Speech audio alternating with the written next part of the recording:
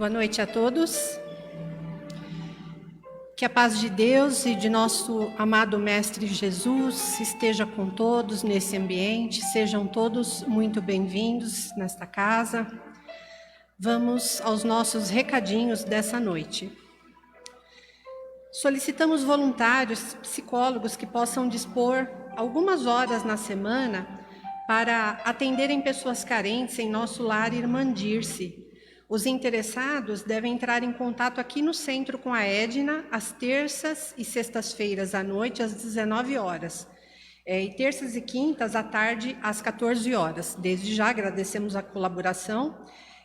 Também estamos oferecendo atendimento às pessoas carentes que necessitam de tratamento psicológico e devem entrar em contato também aqui na casa. Dando continuidade à nossa campanha do alimento, solicitamos então a doação de arroz, feijão, óleo, leite, macarrão, açúcar, café, as farinhas de trigo e mandioca, molhos de tomate, sal e outros, para que sejam formadas cestas básicas que serão doadas às várias famílias carentes que são assistidas por essa instituição. Desde já nós agradecemos também. E a campanha da fralda descartável infantil nos tamanhos médios, para o projeto Mamãe e Bebê, que nós temos aqui no lar, né, no lar Irmandir-se. São mães carentes que fazem o acompanhamento durante toda a gestação e ganham um enxoval. E mais um recadinho da evangelização.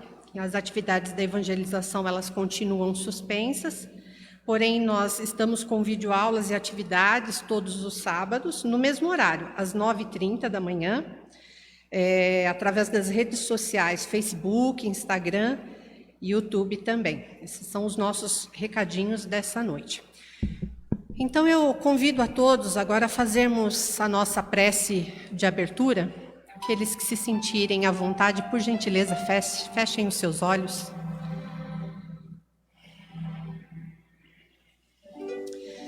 Vamos então, elevando o nosso pensamento a Deus, a Jesus, acerenando as nossas mentes e os nossos corações, entrando em sintonia com as equipes espirituais desta casa, que já nos acolhem a todos tão amorosamente, prepararam este ambiente desde as primeiras horas do dia, estão aqui nos auxiliando, nos amparando. E nós também não podemos deixar de agradecer a Deus, a Jesus, por essa maravilhosa oportunidade do aprendizado, de estarmos juntos nesse ambiente fraterno e que possamos levar daqui o melhor e que possamos chegar melhor, estar melhores do que aqui chegamos. Graças a Deus, graças a Jesus. O tema da nossa palestra de hoje: o que caracteriza o espírita? Quando alguém se diz espírita, o que será que está por trás dessa fala? O que será que é ser espírita? Vamos conversar um pouco sobre esta temática nessa noite. Mas antes mesmo de trazermos as características que são comuns, que são peculiares a todos os espíritas, nós vamos conversar um pouquinho sobre o próprio espiritismo, a sua origem, né? Então, o espiritismo ele surge no século XIX, na França. Alguns poderiam achar que o espiritismo surgiu no Brasil, não. Os fatos, os fenômenos com os espíritos, eles são relatados inclusive na Bíblia.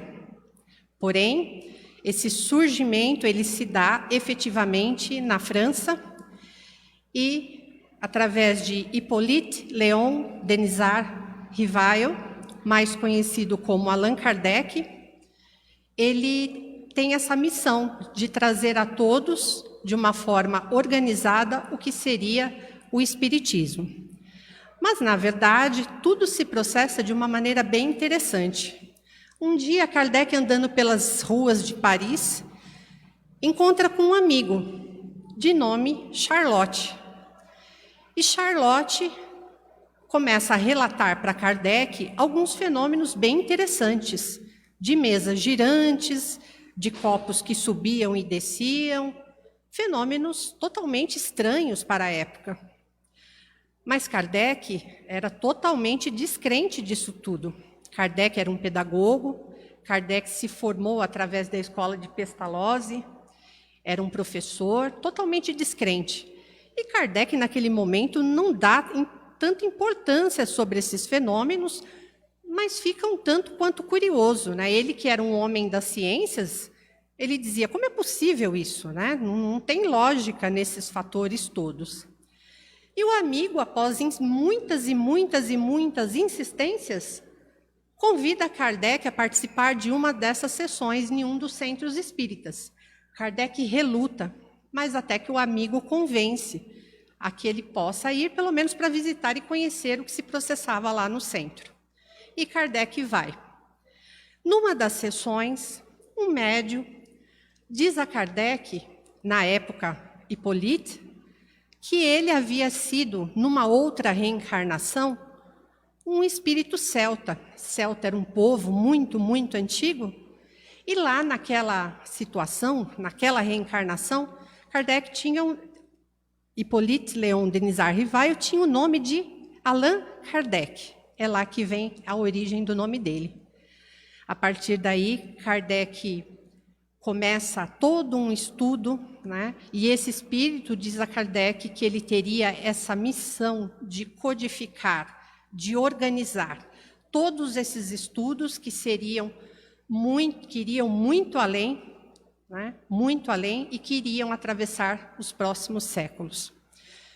Kardec, então, assume essa tarefa de organizar essas obras, e a partir da primeira obra, que é o Livro dos Espíritos, de 1857, Kardec organiza e traz para nós o Livro dos Espíritos, onde até hoje nós, os espíritas, procuramos os estudar, né? Então, vejam que há uma longa trajetória nisso tudo, né? E Kardec era um homem das ciências, ele não acreditava e não acreditou, num primeiro momento, nas mesas girantes, naqueles fenômenos, não é? Mas ele começa a estudar, ele procura entender tudo o que se passava, tudo o que se processava ali, o que eram os médiuns, né? Quem eram aquelas pessoas que ali estavam fazendo um trabalho de caridade. E ele começa esses estudos bastante profundos, né? Com o chamado mundo dos mortos. Olha que interessante. À época, ainda não se dizia o mundo dos espíritos, se dizia o mundo dos mortos, afinal de contas, era muita novidade. E nesse sentido ainda, Kardec procura trazer uma nova palavra, espiritismo. Kardec teve ali a preocupação de explicar que estava surgindo uma nova doutrina, que era dos espíritos, inclusive para diferenciar outras doutrinas espiritualistas que já estavam em moda à época. Ele tinha um trabalho árduo pela frente. E esse espírito que trouxe a ele essa novidade de que ele traria, né, esses estudos, esses ensinamentos pelos séculos vindouros, ainda o adverte que, através dos ideais do Cristo, toda essa obra seria possível. Mais à frente, então, dando continuidade, nós teríamos a base da doutrina espírita, que a gente chama de codificação, que é a codificação, as 5 obras básicas, né? O Livro dos Espíritos, a Gênese, Céu e Inferno, Livro dos Médiuns, e vai por aí afora, porque depois com André Luiz, nós percebemos que o mundo espiritual simplesmente foi descortinado para nós. Como assim? Ele nos é apresentado com as situações mais simples, mais peculiares, nos lembrando que esta é apenas uma passagem, que nós somos espíritos encarnados neste plano material, mas que a vida segue muito adiante. Mas ainda ali, o que de fato intitula um espírita? O que caracteriza um espírita, né? Então, na pergunta de número 1 do Livro dos Espíritos, na primeira questão, lá é perguntado sobre Deus, o que é Deus. causa primária de todas as coisas, imutável. Então, a partir dessa questão, você tem todos os estudos que nos auxiliam nessa compreensão divina. Deus é único, soberanamente justo e bom para todos nós. Se Ele é justo e bom, as suas leis só poderiam ser perfeitas.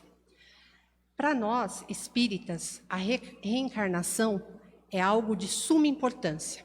Por quê? Porque nós entendemos que esta é a nossa melhor reencarnação, a nossa melhor vida, que nós precisamos aproveitá-la da melhor forma e que sim, existem leis que nos trazem, nós podemos fazer tudo aquilo que quisermos, porém, tudo traz uma consequência para nós, onde nós, a partir daí, entendemos a questão do livre-arbítrio, que é tão difícil de algumas pessoas entenderem, porque a partir do momento que eu prejudico o meu próximo, então eu estou prejudicando uma lei imutável. E, naturalmente, eu respondo por isso. São as leis divinas, portanto, imutáveis. Mas e Jesus, né? Onde Jesus entra nessa história? Bom, nós espíritas entendemos que Jesus é uma referência, é um espírito muito, muito evoluído, no qual Deus incumbe a missão de vir à Terra, de nos trazer esses ensinamentos tão valorosos que nos fazem avançar perante a eternidade, chamada evolução moral. Então, por isso, até hoje, nós temos Jesus como referência, não é à toa. E é lógico que na Terra passaram inúmeros espíritos que a gente chama de espíritos missionários, né? Aqueles que vêm a título de missão, que são espíritos já de altas hierarquias, e vêm nos auxiliar no entendimento, na compreensão das chamadas leis divinas. Interessante dizer também que, para nós aqui no Brasil, um médium é de alta importância e relevância, Chico Xavier. Para nós, ele é uma pessoa de bastante referência também. Por quê? Porque ele é quem realmente se aproxima muito dos ensinamentos de Cristo, através da sua caridade irrestrita, né? E que seria, então, os espíritos? Os espíritos foram criados, né, simples e ignorantes, mas estão em evolução. Estão em evolução. Nós, hoje, estamos aqui encarnados no planeta Terra, mas somos espíritos, somos imortais. Portanto, esta vida é considerada apenas uma breve passagem. E uma passagem que deve ser bem vivida, transformada através de muitas realizações e evolução moral. Aliás, é essa evolução moral que nos vai facilitar muito no caminho espiritual. Muitas vezes, quando nós encarnamos, nós deixamos para segundo, para terceiro plano, pensar nas questões espirituais. Raramente a gente se preocupa com isso.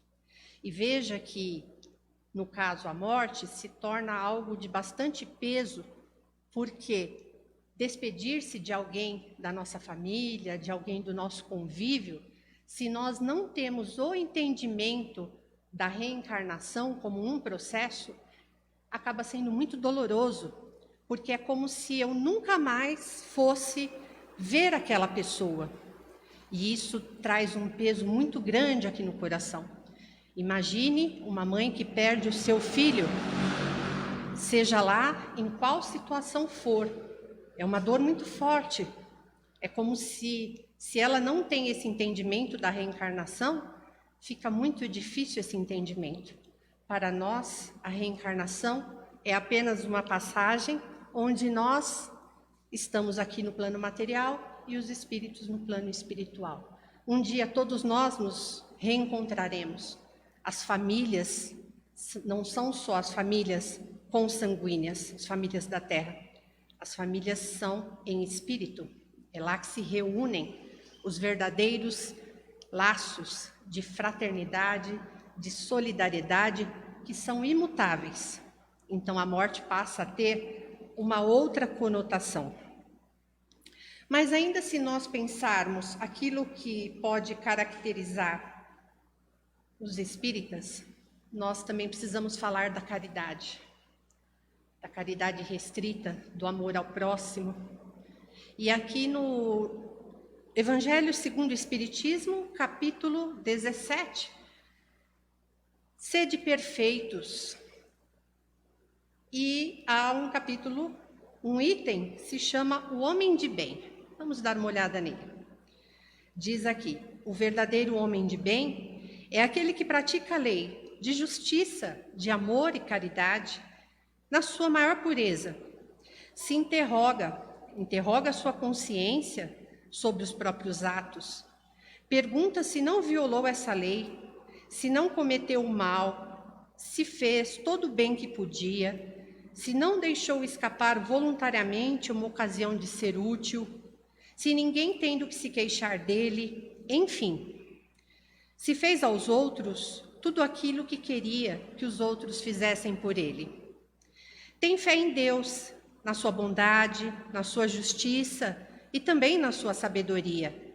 Sabe que nada acontece sem a permissão de Deus e submete-se em todas as coisas à sua vontade. Também tem fé no futuro e, por isso, coloca os bens espirituais acima dos bens temporais. Sabe que todas as vicissitudes da vida, todas as dores, todas as decepções, as provas, as expiações, sabe de todas elas, mas as aceita sem murmurar. Ele é possuído por um sentimento de caridade e de amor ao próximo, que o faz pelo bem, sem esperar recompensa. Paga o mal com o bem, toma a defesa do fraco contra o forte e sacrifica sempre o seu interesse à justiça. Estuda as suas próprias imperfeições e trabalha sem cessar em combatê-las. Todos os seus esforços tendem a permitir-lhe dizer amanhã que traz em si alguma coisa melhor do que na véspera. Não tenta fazer valer nem o seu espírito, nem os seus talentos à expensa dos outros. Pelo contrário, aproveita todas as ocasiões para fazer ressaltar as vantagens dos outros. Não se envaidece em nada com a sua sorte, nem com os seus predicados pessoais, porque sabe que tudo quanto lhe foi dado pode lhe ser retirado. O homem de bem, enfim, respeita nos seus semelhantes todos os direitos que lhe são assegurados pelas leis da natureza, como desejaria que os seus fossem respeitados. Esta não é a relação completa das qualidades que distinguem o homem de bem, mas quem quer que se esforce para possuí-las estará no caminho que conduz aos demais. Esse capítulo do Evangelho é um capítulo belíssimo. E eu lembro aqui de uma outra passagem de Santo Agostinho no Evangelho, em que ele nos convida a todas as noites, após os nossos dias difíceis, principalmente, nós nos perguntarmos lá para a nossa consciência como nós ficamos, como nós estamos diante do nosso próximo. Se nós prejudicamos alguém, se nós falamos mal desse alguém, se nós podemos dormir de fato com a consciência tranquila, ou se naquele dia talvez a gente não tenha sido tão bom assim quanto nós gostaríamos. E Santo Agostinho ainda sugere a nós que peçamos perdão. A pessoa que nós prejudicamos, ou alguém que de repente nos feriu, talvez por um dia difícil que essa pessoa esteja passando, afinal de contas, estamos num planeta de provas e expiações, e nós todos somos seres imperfeitos, mas buscando uma evolução moral. E é lógico que essa evolução ela não acontece do dia para a noite. São muitas e várias reencarnações. Então, se hoje a gente conseguir ter atitudes melhores, sermos uma pessoa melhor, que bom. Porque o nosso espírito levará isso para toda a eternidade. E todo o aprendizado que nós adquirirmos será uma bagagem muito importante num processo chamado eternidade da qual todos nós fazemos parte. Jesus, como sendo o nosso modelo e guia, trouxe para nós em profundas reflexões. Amai ao próximo, não fazei aos outros o que não gostarias que vos fizessem. Atire a primeira pedra quem tiver sem pecados. Ele está sempre nos lembrando que o nosso irmão é tão imperfeito quanto nós. E que se nós, antes de julgarmos, pararmos e pensarmos, a gente já começa, sim, um processo de evolução muito importante. A lista seria imensa sobre o que é ser espírita. Ser espírita não é só ser espírita na mente, é ser espírita no coração. É saber que Deus é infinitamente justo e bom em todas as suas coisas, em todas as suas leis. E que Jesus, o nosso mestre amado, nos trouxe lições valiosas, nos apoiando na nossa caminhada. E eu trouxe mais uma mensagem sobre essa possibilidade do que é ser espírita. Ser espírita não é ser religioso, é ser cristão. Não é ostentar crença, mas sim vivenciar a fé sincera. Não é ter uma religião em especial, é deter a grave responsabilidade da evolução. Não é superar o próximo, é superar a si mesmo a cada dia. Não é construir templos de pedras, é transformar o coração em templo eterno. Ser espírita não é apenas aceitar a reencarnação, é compreendê-la como uma manifestação da justiça divina e o caminho natural para a perfeição. Não existe punição, existe processo de elevação, onde cada um de nós, procurando evoluir, através do que nós chamamos de reforma íntima, de evolução, de busca através da nossa própria evolução, do autoconhecimento. O filósofo disse lá atrás, conhece-te a ti mesmo. Esse é uma boa reflexão para nós podermos partir do princípio que se nós nos conhecemos, nós procuramos então, passo a passo, ir evoluindo. Não é uma tarefa fácil, mas é uma tarefa possível, que a cada um de nós foi dada a partir do nosso processo atual de reencarnação. Então, que acima de tudo, nos fortaleçamos através da fé, da perseverança, da prece, que são verdadeiros antídotos, principalmente nos dias difíceis. Porque quando tudo vai bem, a gente não se preocupa muito com essas coisas. Porém, nos dias difíceis é onde nós precisamos estar com a nossa fé e a nossa perseverança em ordem. Eu agradeço a presença de todos e novamente convido para a prece final.